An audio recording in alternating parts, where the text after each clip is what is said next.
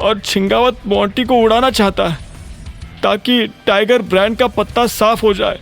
उसकी बातें सुनकर अभिनव को यह समझ नहीं आ रहा था कि आखिर टाइगर को गए हुए कितना वक्त हो गया था। मैं टाइगर की टीम का कोर मेंबर हूं। अभिनव का दिल ये कहते हुए तेजी से धड़क रहा था।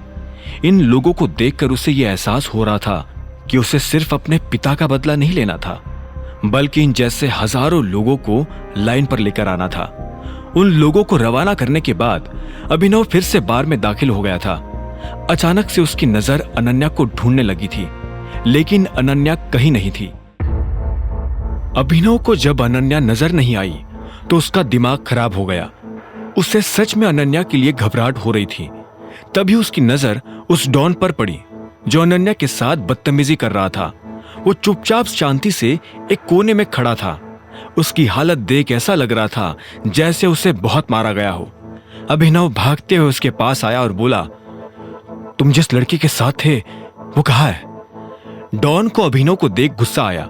उसने अभिनव को मारने के लिए अपना हाथ बढ़ाया ही था कि इतने में अभिनव ने उसका हाथ मरोड़ा और उसकी गर्दन दबोच ली। जब डॉन को लगा कि वो अभिनव की गिरफ्त से नहीं छूट सकता तो उसने कहा, चिराग उसे अपने साथ ले गया है।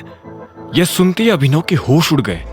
चिराग का नाम तो उसने शर्मिला की मुंह से कई बार सुना था, लेकिन उसे उम्मीद नहीं थी कि चिराग अनन्या का पीछा करते हुए यहां तक आ जाएगा। कहाँ गया है वो? मेरी हालत देखकर लगता है कि वो मुझे बताकर जाएगा कि वो कहाँ जा रहा है। अभिनव चाहता तो उसके ऊपर और दबाव बनाकर उसे कम से कम चिराग के बारे में जानकारी ले सकता था, लेकिन वो इस वक्त एक पब्लिक प्लेस में था और ऐसे में वो किसी की नजर में नहीं आना चाहता था। अभिनव, यहां क्या कर रहे हो? इतने में अभिनव को पीछे से एक लड़की की आवाज आई। ये कामिनी थी जो अभिनव को ढूंढते हुए बार तक आ गई थी। उसने अभिनव के पास आते हुए कहा, तुम्हारा भागने का प्लान था क्या? पैसे नहीं थे तो इतनी बड़ी बड़ी फेंक क्यों रहे थे? मैं फेंक नहीं रहा था, पैसे है मेरे पास। अभिनव ने कामिनी की बात का आधे मन से जवाब देते हुए कहा। उसे अभी भी अनन्या की चिंता खाई जा रही थी। कामिनी ने पूछा, तो फिर यहां क्या कर रहे हो? देखो, अगर तुम ये सोच रहे हो कि तुम बचकर निकल जाओगे तो ऐसा होने नहीं वाला है। पैसे तो देने पड़ेंगे। अभिनव ने कामिनी को घूरते हुए देखा और उसके बाद हॉल की तरफ बढ़ने लगा। कामिनी भी उसके पीछे पीछे जा रही थी। अभिनव कामिनी के साथ सबसे पहले अपनी गाड़ी के पास आया और उसमें से कार्ड निकाला। कामिनी ने कार के ऊपर कोई कमेंट नहीं किया क्योंकि वो देख पा रही थी कि कार खटारा थी।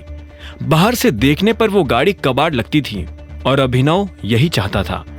वो दोनों फिर से अंदर आए और रिसेप्शन की तरफ बढ़ने लगे। वहां पर पहले से एक वेट्रेस खड़ी थी। उसने अभिनव को बिल थमाते हुए कहा, 5 लाख।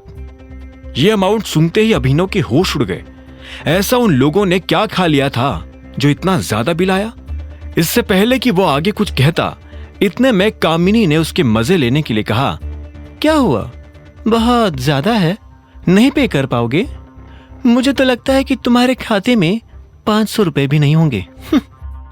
इतने में वहां खड़ी एक और लड़की ने कहा, उस टाइम तो बड़ी बड़ी फेंक रहा था, अब हवा निकल गई बेचारी की। यह सुनते ही अभिनव ने उस लड़की को पलट कर देखा। फिर उसकी नजर कृतेश पर पड़ी जो हरीश से बात करते हुए चलता आ रहा था। कामिनी कृतेश को आते हुए देख मुस्कुरा रही थी। क्या हुआ, तुम बिल नहीं भर पा रहे हो? इफ यू डोंट माइंड, मैं पे कर सकता हूं। वैसे भी मेरे लिए यह अमाउंट इतना बड़ा नहीं है, कृतेश ने कहा और मन ही मन में मुस्कुराने लगा।